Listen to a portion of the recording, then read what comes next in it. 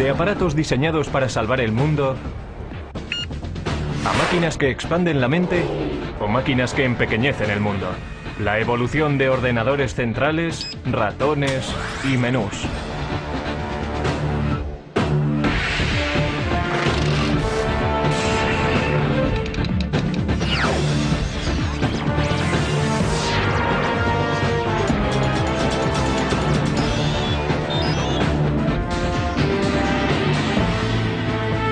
El ordenador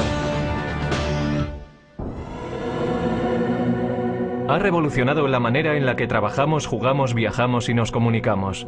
Afecta cada parte de nuestras vidas. Ya ha conseguido ayudar a ganar guerras, resolver problemas aparentemente irresolubles y nos ha lanzado al espacio. La era de los ordenadores no ha hecho más que empezar. Estamos todavía en la edad de piedra. A medida en que vayamos avanzando en el siglo, no habrá una distinción clara entre la inteligencia humana y la inteligencia de la máquina. La mayor parte de la gente hoy en día sabe qué es un ordenador personal e incluso algo sobre su manejo. En esencia existen dispositivos de entrada, como un ratón o un teclado, el cerebro de la máquina, es decir, la CPU o unidad central de procesamiento, y dispositivos de salida como el monitor o la impresora. Por dentro, el ordenador realiza su magia haciendo millones de pequeños cálculos por segundo. Básicamente sus circuitos electrónicos solo tienen dos opciones. Pueden ser conectados y desconectados. En código binario, un 1 representa encendido. Un 0 representa apagado. Por lo tanto, un 1 en binario también significa verdadero y 0 significa falso. Mediante estos valores obtenemos la lógica binaria, lo que permite al ordenador computar. El ordenador solamente conoce el código binario de unos y ceros y lo utiliza para hacer cálculos y transformar personas normales en autores, animadores y navegantes de la red. El ordenador crea su magia mediante la velocidad a la que puede calcular. Un PC medio realiza 100 millones de cálculos por segundo. Pero eso no es nada comparado con algunas de las máquinas industriales actuales. Estos son los laboratorios nacionales de Lawrence Livermore, hogar del ordenador más rápido del mundo. El Departamento de la Iniciativa Informática Estratégica Acelerada de la Energía, ASCII White. Para la creación de estas máquinas ASCII, tomamos la típica estación IBM que podrías comprar en cualquier sitio. Pusimos 8000 de estas juntas para crear un ordenador mucho más veloz que cualquier otro en el mercado. La máquina ASCII White hace 12 trillones de operaciones matemáticas por segundo. Y para echar eso abajo, la población de la Tierra supera por poco los 6.000 millones. Así que cada hombre, mujer y niño en la faz de la Tierra tendría que sumar 2000 números en un segundo para estar al nivel de esta máquina.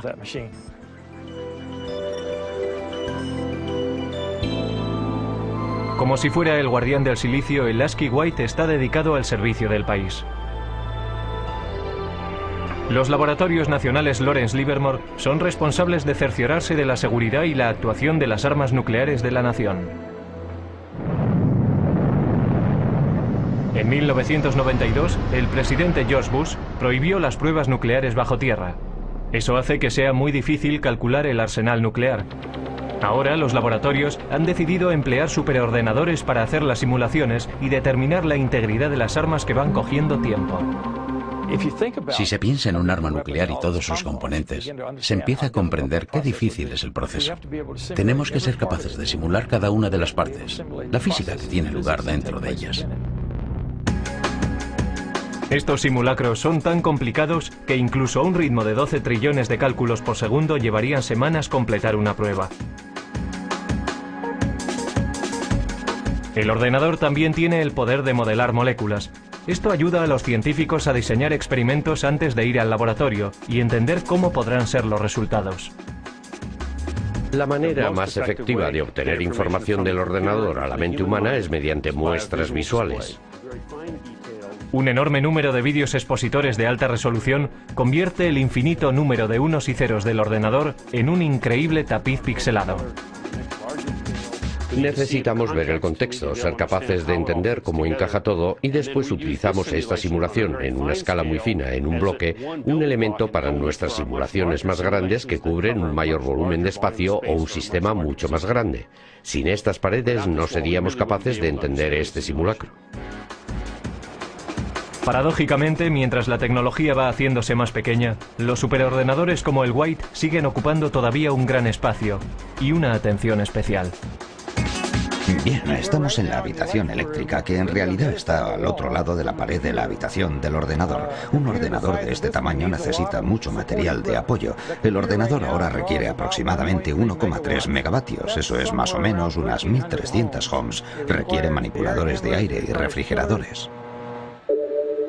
3 refrigeradores de 675 toneladas impiden que el White se sobrecaliente haciendo circular agua fría a través de tuberías bajo el suelo.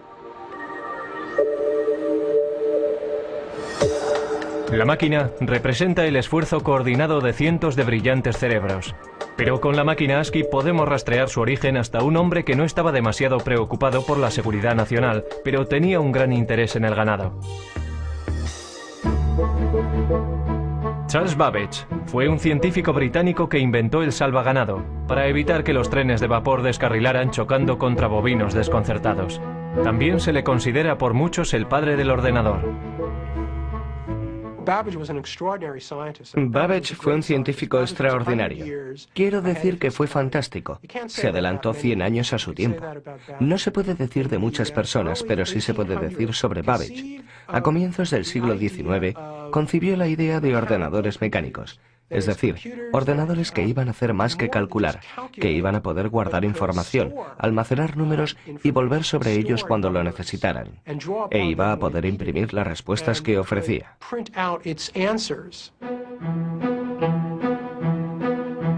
Como científico, Babbage confiaba plenamente en la precisión de tablas matemáticas, logaritmos y tablas de gravedad. Computar esos cuadros es lo que la gente conoce por ordenadores.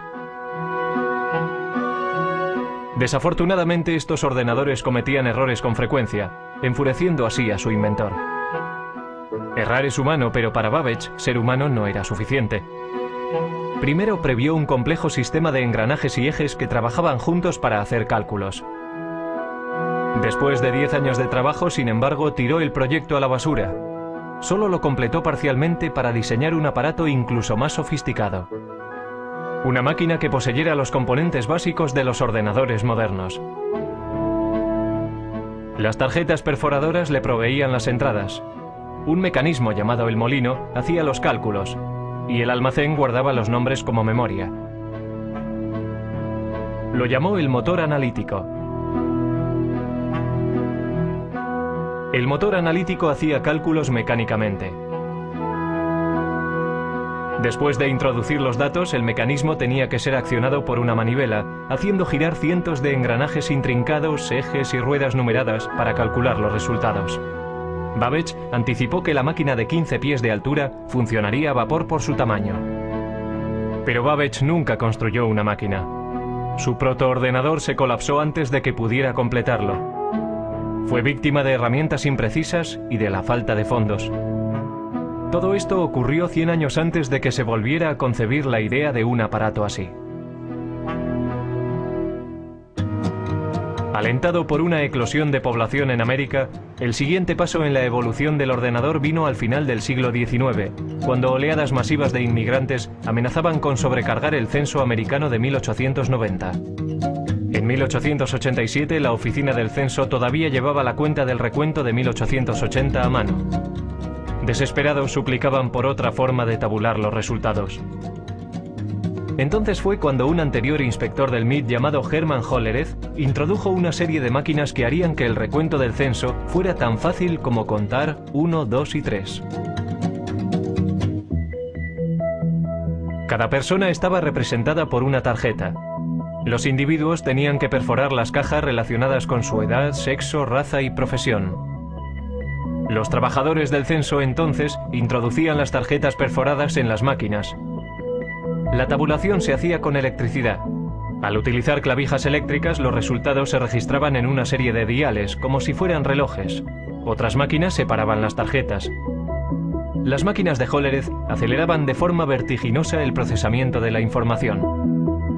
En solo 6 semanas se había hecho el recuento del censo de 1890 de 62.622.250 habitantes. Entonces Hollerith continuó comercializando ese invento. Se dio cuenta de que el censo era un gran cliente, pero seamos realistas, si solo recibes un pedido una vez cada 10 años. Entonces salió y consiguió hacer negocio entre los ferrocarriles, por ejemplo, y formó una compañía que finalmente se convirtió en la base para la IBM. La invención de Hollerith fue un hito en el camino de lo mecánico a lo digital. Pero todavía faltarían 50 años y el poder destructivo de una guerra mundial para que arrancara el primer ordenador verdadero. Antes de los años 30, los aparatos mecánicos computacionales se utilizaban para seguirle la pista a la población, pasajeros de tren y archivos de seguros de vida. Pero los primeros ordenadores digitales electrónicos se construyeron con un objetivo mucho más persuasivo en la mente: ayudar a ganar una guerra mundial. Una de las máquinas más tempranas se propuso por los británicos para romper el código alemán, conocido por Enigma. Con ello empezaron a creer que se podía ganar la guerra. Una de las personas que trabajó para romper el código Enigma fue Alan Turing. Su trabajo antes de la guerra ayudó a establecer la base teórica para los ordenadores que se construyeron en los 40. En el norte de Londres, en unas instalaciones secretas en Bletchley Park, los británicos construyeron Colossus, un tipo de ordenador diseñado para romper el código Enigma. Colossus comparaba secuencias de letras a un ritmo de 25.000 caracteres por segundo. La máquina solo podía realizar la tarea de unir letras, pero lo hacía muy bien. Sus transmisiones descifradas alemanas se denominaron el ultrasecreto, el secreto mejor guardado de la guerra. Principalmente, el Colossus llevaba a cabo funciones logísticas de las letras de un alfabeto en una corriente de letras que venían de un mensaje de radio interceptado. No los descifraba, pero sí podía efectuar una serie de combinaciones que en gran medida se asemeja a lo que hace un ordenador. Mientras el Colossus rompía códigos alemanes, al otro lado del Atlántico los ingenieros trabajaban para construir otro aparato computacional, una máquina que influiría directamente en el diseño de todos los ordenadores futuros. América era un centro neurálgico productor de instrumentos de guerra, pero para 1943 había una escasez crítica de un componente sorprendente de la máquina de guerra: tablas de disparos para piezas de artillería. Estas tablas permitían a los artilleros apuntar sus armas correctamente en gamas diferentes, altitudes, temperaturas y condiciones del viento. Los ordenadores humanos trabajaron frenéticamente para producir cálculos mecánicos para crear esas tablas, pero lo pasaron mal intentando estar a la altura. Durante la Segunda Guerra Mundial se producían muchas armas. Había que calcular muchas tablas de disparo. Era realmente un gran trabajo y estaba ralentizando la entrega de armas al frente. Para solucionar el problema, John Mauchly, un físico de la Universidad de Pensilvania, se propuso construir un ordenador gigante electrónico que podía calcular tablas de números en minutos, no horas.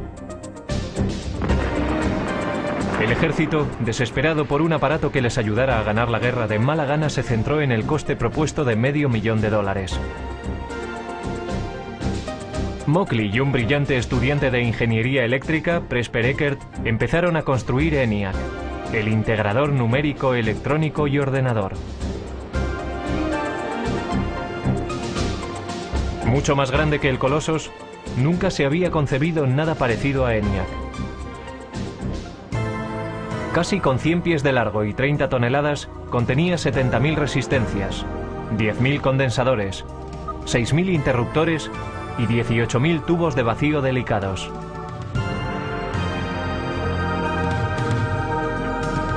Los tubos funcionaban como bombillas. En una máquina cabían 18.000 tubos, por lo menos uno tenía que cambiarse cada pocos minutos. Después de 2 años de trabajo intenso, el equipo completó el ENIAC. 3 meses después, los japoneses se rindieron. Aunque no pudo acabarse a tiempo de ayudar a acabar la guerra, ENIAC fue una máquina maravillosa. Podía realizar 5000 sumas, 357 multiplicaciones y 38 divisiones cada segundo. Lo interesante sobre ENIAC es que tenía una capacidad de propósito general. Podía reconfigurarse para solucionar otros problemas. Y nunca hubo ningún problema para encontrar trabajo para ENIAC. Todos los servicios armados exigían tiempo para poder usarlo. También clientes industriales y universidades. Así que se le mantuvo ocupado hasta bien entrados los 50. Pero a ENIAC, la máquina más compleja de su tiempo, todavía le faltaban muchas de las cualidades de un ordenador moderno. Su memoria era muy primitiva y solo podía almacenar un máximo de 20,10 números decimales. Tenía que recablearse laboriosamente cada vez que se programaba.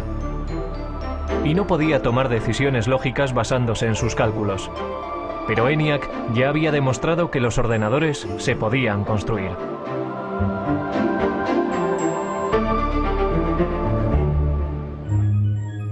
Justo antes del final de la Segunda Guerra Mundial, John von Neumann, un consejero de Ecker y Mockley en el proyecto ENIAC, escribió un ensayo que iba a influir de forma definitiva en el siguiente paso del diseño de ordenadores.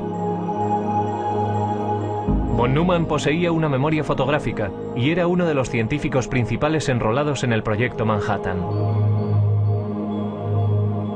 El artículo de von Neumann delineaba la estructura de un ordenador moderno. El diseño comprendía una unidad de procesamiento y una unidad de control, memoria, entrada y salida. Pero lo más importante en la evolución de los ordenadores tendría su capacidad de programación internamente en su memoria. Internamente contenía programas para darle al ordenador su potencia y versatilidad, porque un programa interno puede modificar lo que hace, basándose en los datos o los resultados de las computaciones. El trabajo de von Neumann proponía una máquina que realmente poseyera una capacidad general de propósito. En su trabajo describió los atributos del ordenador, cómo tenía que organizarse de forma lógica. Esto es, necesitaba tener un procesador central donde los cálculos se pudieran llevar a cabo. Necesitaba una memoria donde los datos de programación pudieran ser almacenados. Y necesitaba tener una unidad de salida y una unidad de entrada de algún tipo. Trazó el plan lógico, el mapa para un ordenador, y señaló la dirección que había que tomar para el futuro. La idea para almacenar programas internamente era la última llave para desarrollar el verdadero ordenador con un propósito general. Pero si fue o no la idea de von Neumann es algo que se ha debatido con vehemencia recientemente. Ecker y Mockley, que habían trabajado con von Neumann, dijeron que habían formulado programas internos como parte rutinaria de su trabajo al construir ENIAC. Sin embargo, Ecker y Mockley no fueron incluidos como autores en el artículo y se sintieron traicionados. Pero al darse cuenta de que el ordenador encontraría un lugar en el mundo de los negocios, Ecker y Mockley formaron su propia compañía. Empezaron a trabajar en una máquina que llamaron UNIVAC, Ordenador Universal Automático. A diferencia de sus predecesores, UNIVAC era una máquina amable, diseñada para solucionar problemas científicos o militares. Podía diseñarse para satisfacer varios propósitos. El UNIVAC también constituía el primer ordenador en poder fabricarse en masa y venderse comercialmente. La máquina podía ser programada para toda una serie de tareas de procesamiento de datos como nóminas, inventarios y facturación. Unidades de cinta compactas y magnéticas almacenaban datos y los resultados se imprimían automáticamente. Todavía muy poca gente entendía qué grado de utilidad tendría un ordenador. Esa percepción cambió drásticamente en la noche electoral de 1952, cuando la CBS utilizó el UNIVAC para predecir el resultado de la carrera presidencial entre Eisenhower y Adelaide Stevenson. Los sondeos decían que la carrera presidencial estaba muy justa. El UNIVAC calculaba de otra forma. Los ingenieros introdujeron los resultados de los precintos seleccionados del este, antes de que cerraran los colegios electorales en el oeste. Los expertos pensaron que había sido una carrera muy apretada, pero el UNIVAC predijo una victoria electoral arrolladora para Eisenhower. Incluso la CBS no creyó lo que decía el ordenador y dudó en dar a conocer sus resultados. Pero al final el UNIVAC tenía razón. El poder y la utilidad del ordenador habían sido probados. Después del éxito del Univac, varias empresas empezaron a ver un futuro en el desarrollo de los ordenadores. IBM empezó a darse cuenta de que los ordenadores serían cada vez más pequeños, más baratos y más fáciles de manejar, y que habría un lugar en los negocios para estas máquinas que, desde luego, a la larga, sustituirían a la tecnología de las tarjetas perforadoras. Para comienzos de la década de los 60, IBM dominaba el gran mercado de los ordenadores. Los negocios empezaban a depender de los ordenadores. Las máquinas se iban haciendo cada vez más pequeñas, gracias al cambio de tecnología de tubo a los transistores, a la tecnología de los transistores. Y la carrera hacia la Luna iba a hacer que los ordenadores fueran aún más pequeños. En 1961, Norteamérica iba a la zaga de Rusia en la carrera por el espacio. En el incesante intento de ganar a los rusos, el objetivo de la NASA era que el hombre llegara a la Luna. No iba a resultar fácil. Cuando comencé a trabajar en la NASA en 1962, el primer día me dieron una regla de cálculo de 20 inch. Nuestros cálculos se hacían principalmente en calculadora de bolsillo. Teníamos a un número de personas a las que asignábamos nuestras hojas de datos, y su trabajo consistía en trabajar con sus pequeños cálculos. Pero los astronautas no podían confiar en reglas o calculadoras de bolsillo en el espacio. La misión requería un ordenador guía sofisticado. A principios de la década de los 60, sin embargo, una máquina tan potente como la que necesitaban ocupaba toda una habitación. La NASA intentó reducir el tamaño del problema. Afortunadamente, el primer gran avance en el camino a la miniaturización ya había tenido lugar. En 1947, 3 científicos en los laboratorios Bell inventaron el transistor. Un transistor ejecutaba la misma función de encendido y apagado que los tubos de vacío, pero era mucho más pequeño y más fiable. Los transistores se hacían con silicio y cable diminuto. El silicio es un semiconductor. Si se aplica un voltaje pequeño, se comportará como conductor, permitiendo que pase una corriente entre los cables. Si no hay voltaje, actuará más como un aislante bloqueando la corriente. Esta característica del silicio es lo que permitió a los transistores hablar el lenguaje binario de los ordenadores. Y harían del silicio la base para la industria de estos. El siguiente paso en la miniaturización tuvo lugar en 1959, cuando Robert Noyce y Jack Kilby, ingenieros para fabricantes rivales de transistores, llegaron a los mismos avances de forma independiente y que conducían a la misma idea revolucionaria. Toda una red de componentes electrónicos, transistores y todo incorporado en un solo chip de silicio. La gran innovación en la electrónica se llamó el circuito integrado. En 1969, 5.000 circuitos integrados componían el corazón de cada uno de 2 ordenadores idénticos. Uno en la órbita lunar y el otro en la Tierra. Para su tamaño, estos eran los ordenadores más potentes de la Tierra. Mientras Neil Armstrong daba un pequeño paseo en el polvo lunar, Ted Hoff, un ingeniero con la compañía de chips Intel, estaba dando un gran paso en el proceso hacia la miniaturización. Estaba desarrollando una idea que pondría todo el ordenador en un chip de silicio, el microprocesador. Era la invención no solo de circuitos integrados, sino de un tipo particular de circuito integrado, el microprocesador, que hace posibles los ordenadores personales de hoy en día. A Hoff le habían encargado diseñar 12 circuitos integrados por separado para fabricar una calculadora japonesa.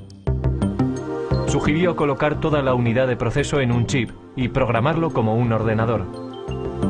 Intel desarrolló la idea y para 1970 tenían un modelo de microprocesador.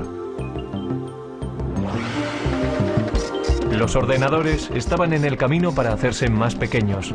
Sin embargo, todavía estaban muy lejos de ser fáciles de manejar.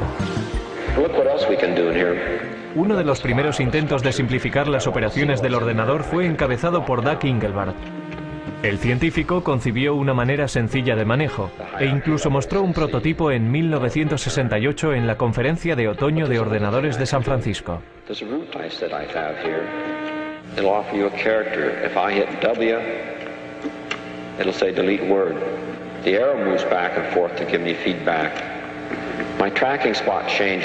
Soldando un teclado y un aparato para señalar que llamó ratón, Engelbart trabajaba con un ordenador a 30 millas de distancia, unido por microondas, y demostró que se podía procesar palabras en un hipertexto. Muchos en aquella audiencia se fueron a casa realmente inspirados, pero solo un grupo iba a completar la visión de Engelbart. Ese grupo estaba a muy poca distancia, en Xerox PARC. Xerox creyó que el futuro podía estar en los ordenadores y comenzó a construir una máquina de fácil manejo. En 1973, Xerox introdujo el Alto, que incorporaba muchas de las innovaciones en ordenadores personales que hoy en día damos por supuestas. El Alto tenía un ratón, una interfaz gráfica, estaba construido de forma interconectada e imprimía en una impresora láser. Debería haber revolucionado la industria, pero a $18.000 cada máquina. El Alto no estaba diseñado para particulares. Los ordenadores todavía eran máquinas élite, propiedad del gobierno o de grandes empresas y universidades. En el pasado, los grandes ordenadores centrales procesaban nóminas, guardaban el rastro de archivos, seguían la pista y hacían cálculos científicos. Si una facultad tenía la suficiente suerte como para acceder a un ordenador, los estudiantes y los profesores compartían tiempo en ellos. Pero el mercado del chip estaba creciendo, la velocidad de procesamiento crecía y los precios bajaban. La revolución estaba al alcance de la mano, y la carga no sería liderada por una gran empresa, sino por un grupo de aficionados e ingenieros librepensadores. Dos de aquellos revolucionarios fueron Steve Jobs y Steven Wozniak.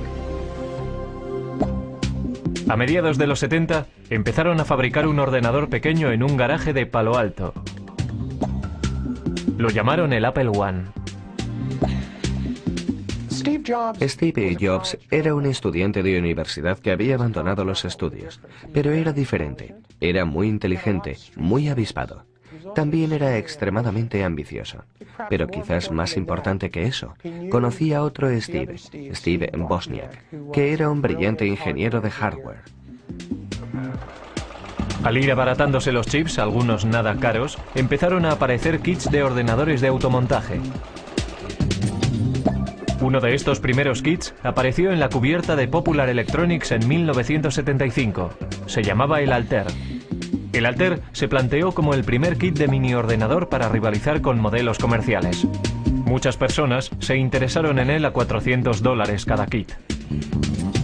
Estos primeros ordenadores, anteriores a los primeros Apple, eran en realidad para técnicos e ingenieros informáticos que tenían conocimiento de cómo conectar cables y conectar otros dispositivos y hacerlos trabajar. Así que pensé, compraré unos cuantos chips, un microprocesador y diseñaré mi propio ordenador. No fue que quisiera burlarme del mundo, era solo que quería hacer de este ordenador algo más personal que los interruptores que tienen posiciones arriba y abajo para introducir extraños números binarios. Steve Jobs vendió su Volkswagen y Steven Wozniak vendió su calculadora HP para financiar su empresa. En 1977 introdujeron el Apple II, un ordenador atractivo, independiente y un teclado. Con la adición de un monitor y un drive para un disquete, el aspecto de un ordenador personal empezaba a cobrar forma. El Apple II se estandarizó con 4 kilobytes de memoria y a un precio base de $1.200. Era mucho más barato que las máquinas industriales anteriores. El Apple II ayudó a convertir al PC en un aparato de fácil manejo. El comprador no tenía que pasar tiempo soldando las partes meticulosamente. La persona podía inmediatamente empezar a programar el ordenador o comprar software desarrollado por florecientes compañías de software. Con la esperanza de quitarle una parte de la cuota de mercado, en 1981 IBM introdujo su versión de un aparato ordenador personal, conocido simplemente por PC. Las ventas continuaron creciendo a principios de los 80. Pero antes de que el ordenador personal inundara todo el planeta, la máquina todavía había de simplificarse para el usuario, algo que cualquiera pudiera manejar. Los primeros ordenadores Apple, igual que los tempranos ordenadores personales, no tenían interfaces gráficas, no tenían ratones. Tenían lo que se conoce como una interfaz con línea de comandos. Esto es, uno tecleaba las instrucciones en el ordenador y las instrucciones aparecían como texto en la pantalla. Inspirados por el trabajo llevado a cabo en Xerox PARC, Apple tomó muchas de las mejores características de los ordenadores de Palo Alto, como la interfaz gráfica y el ratón, los mejoró y fabricó una máquina al alcance del bolsillo. Apple introdujo el ordenador Macintosh en 1984. Lo que hizo que el Macintosh fuera un ordenador fácil de usar era su sistema operativo y sus aplicaciones, conocido como software. El software es la lista de instrucciones que le dicen al ordenador lo que tiene que hacer, si tiene que comportarse como un tratamiento de textos o como una hoja de cálculo. Cada vez más, el software dominaba los avances que se hacían en la informática. Y Bill Gates, el joven presidente de una compañía de software llamada Microsoft, estaba allí para capitalizarse en el mercado creciente. Finalmente se convertiría en un gran nombre conocido, apostando por su visión en un vasto imperio de software y convirtiéndose en el hombre más rico del mundo.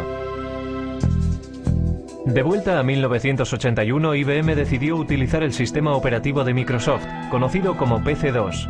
Mientras iban surgiendo los primeros clones de IBM en el mercado, Microsoft era libre para vender el sistema MS-2 para también rivalizar con las compañías de ordenadores. IBM no intentó aferrarse al software y al hardware y tenerlos en dos compañías diferentes. Era genial para Microsoft. Todo el mundo podía venir y construir un ordenador Intel y Microsoft tenía el sistema operativo. Así que lo que pasó fue que entrabas en una tienda en aquellos días y marca tras marca todos los ordenadores ya eran compatibles y de pronto veías un Macintosh. La imitación es la forma más sincera del halago, pero Apple no se sintió halagada cuando Microsoft introdujo su plataforma Windows para PC. Windows imitaba, algunos dicen que robó, la interfaz gráfica, descargó menús y todo lo que Apple había popularizado. Existe la idea de que Bill Gates vino a Apple y copió el aspecto gráfico y el uso que después condujeron a Windows, porque cualquiera, una vez visto, no hay que verlo durante mucho tiempo. Bueno, ya sabes, este es el futuro, y una vez cruzas la puerta ya no hay vuelta atrás. La verdadera historia es que nosotros necesitábamos software y Gates tenía una empresa, Microsoft, que escribía software, así que tuvimos que enseñarle un ordenador y darle copias para que lo escribiera. No había otra manera. Y no lo llamaría robar exactamente. Es como ser un oportunista y buscar en los lugares apropiados y negociar la manera como lo quieres. Incluso cuando otro lo inventó primero, es difícil llamarlo robar. Las ventas se dispararon en los 80. De 500.000 máquinas al año en 1981 a 7 millones para el final de la década. Máquinas fáciles de manejar y software más sofisticado que nunca excitó la imaginación general. Pero la revolución estaba muy lejos de haber acabado. Internet estaba destinado a alterar enormemente la vida de las personas. Pronto, todo el planeta estaría atrapado en una red de la que no se puede escapar. Lo siguiente, ver cómo tu casa queda conectada. La televisión, la tostadora, la cafetera y el microondas. En la década de los 90 las ventas de ordenadores se dispararon, llevadas por la red. Yo diría que Internet es más importante que los ordenadores personales, aunque necesitas un ordenador personal para utilizar Internet. Es como, ¿qué es más importante? ¿Las calles o los coches? La web nos conecta, pero no de forma tan restrictiva como antes. La tecnología sin cable nos hace móviles. Ya hay asistentes digitales y aplicaciones de la web que siguen cambiando el aspecto y el papel de los ordenadores. Los microprocesadores están en todas partes. La línea divisoria entre ordenadores, teléfonos móviles y otros productos electrónicos es muy difusa. Es el continuo empequeñecimiento de la tecnología del chip lo que está espoleando la evolución. Lo que tengo aquí es una unidad de fabricación de tecnología de silicio. Y este ejemplo concreto es una lámina de microprocesador de Pentium 3. Eso es más o menos de 8 inches de diámetro. Y tiene capacidad para 200 microprocesadores Pentium 3.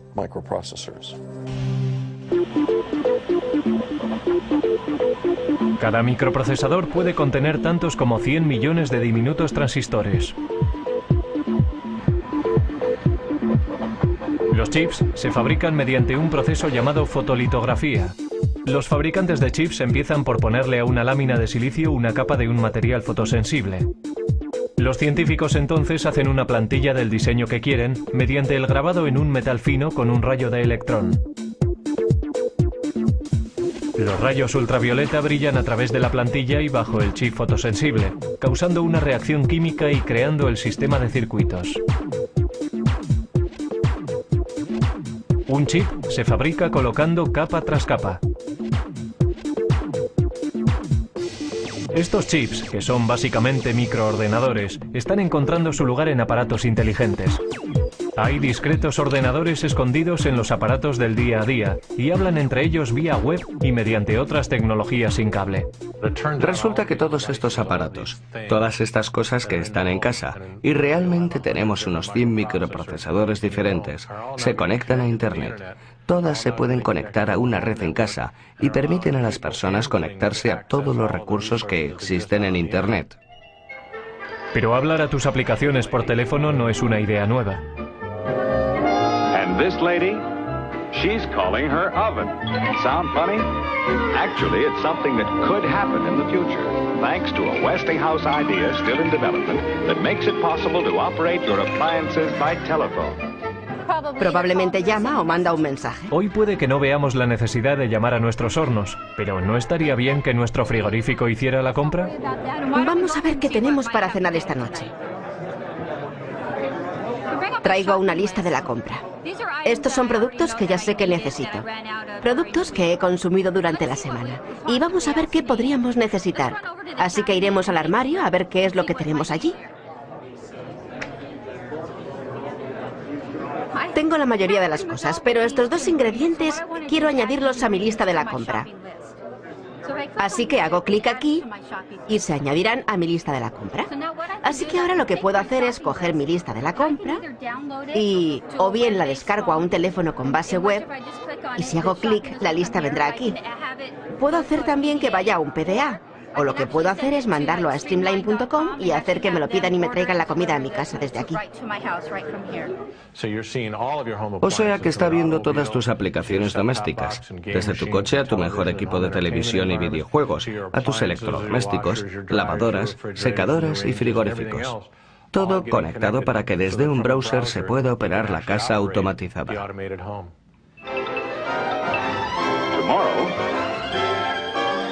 Westinghouse telephone control may allow you to feed your pets, open or close your windows, operate any of the appliances in your home, even if you're miles and miles and miles away. Si estás fuera de casa y viene alguien y toca la puerta cuando está conectada, alertará a mi teléfono. Entonces estoy fuera y desde mi teléfono puedo hacer varias cosas. Puedo llamar a mi casa, hablar con la persona, puedo descargar la imagen de quién es, puedo ver si es uno de mis hijos que se ha olvidado la llave, puedo ir más allá con mi teléfono porque puedo controlar la puerta y dejarles pasar. A continuación, ordenadores del futuro que disparan la mente. Dentro de 10 años los ordenadores no serán objetos que trasladamos de un sitio a otro. Estarán en nuestras gafas lanzando imágenes directamente a nuestra retina. Siguiendo una tendencia antigua en el mundo de los ordenadores, las cosas se están haciendo más pequeñas. Mucho más pequeñas. Hewlett Packard está trabajando en un ordenador molecular. El doctor Stan Williams planea utilizar moléculas en lugar de unos y ceros eléctricos para hacer funcionar un ordenador. Por supuesto que un interruptor es algo que puedes encender y apagar, así que si piensas en una pared de interruptores, la gente habla del mecanismo de apretar un botón que se llama flip-flop de conmutación. La manera en que las moléculas se modifican es simplemente mediante el cambio de forma. Cuando tienen una forma están encendidas, cuando tienen otra forma están apagadas. Una corriente eléctrica podría apretar el interruptor mecánico, convirtiéndolo en el mecanismo fundamental de la informática digital. Pero, ¿cómo se conecta todo? Trabajamos duramente en lo que se conoce en la comunidad científica como kits para montar uno mismo. En otras palabras, sabíamos que sería demasiado caro y muy difícil de construir cables diminutos del tamaño de moléculas usando las técnicas estándar de la litografía y el grabado. El Dr. Williams y sus asociados desarrollaron cables moleculares paralelos, cada uno de 2 átomos de lato y 8 átomos de ancho. Resulta que no planificaron ni redactaron estos cables. No les dijimos dónde tenían que ir en ningún caso. Esencialmente depositamos una pequeña cantidad de iridio en una superficie de silicio, lo calentamos y se produjo una reacción química entre los dos materiales, y el resultado de la reacción química fue una serie de cables que ven detrás de mí. El Dr. Williams previó construir ordenadores moleculares mediante la retención de moléculas individuales entre 2 juegos de cables. Con este tipo de memoria molecular podríamos construir tanta memoria en cualquier cosa del tamaño de una uña. Podríamos almacenar fácilmente toda la biblioteca del Congreso en ella. Otras investigaciones están trabajando en futuros ordenadores que puede que utilicen ADN o incluso partículas de cuanto. Con el almacenamiento masivo y el poder verdadero de la informática, la siguiente generación puede que sean ordenadores modelados según el cerebro humano. La inteligencia artificial en la ciencia y en el arte de fabricar ordenadores hace cosas que nosotros consideramos que requieren la inteligencia humana. Estamos desarrollando sistemas que pueden ser parejos o incluso superar a la mente humana dentro de nuestros dominios. Si se trata de jugar al ajedrez, diagnosticar una enfermedad, guiar misiles crucero a través de terrenos, tenemos un sistema que puede operar al nivel humano dentro del marco de estas tareas definidas. Lo que no tenemos todavía es sistemas que puedan entender el lenguaje humano con la flexibilidad de los humanos. Eso llegará. Alan Turing fue un arquitecto informático temprano que trabajó para desmontar el código Enigma durante la Segunda Guerra Mundial. En 1950 previó un tiempo en el que los ordenadores podrían ser capaces de pensar. Cuando el superordenador Deep Blue de IBM ganó al campeón del mundo de ajedrez Garry Kasparov, algunos perdieron el respeto al juego. Pero otros reconocieron que esto era un signo de que las máquinas inteligentes llegarían.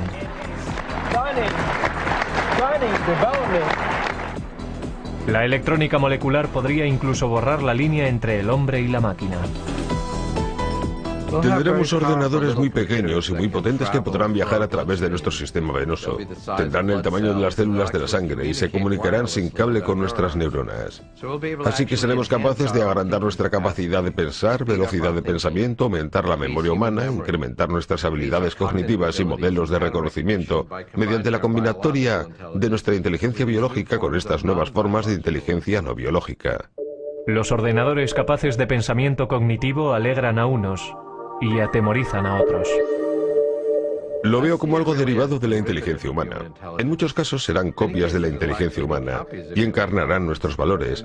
Quizá por eso estamos preocupados, porque sabemos que la naturaleza humana en sí misma es dual. Tenemos una parte muy creativa y también una muy destructiva, y la tecnología está multiplicando eso. La tecnología es un arma de doble filo, capaz de producir tanta destrucción masiva como abundancia sin precedentes. Pero mirando al pasado, puede que la sociedad sepa cómo dirigir el ordenador del futuro.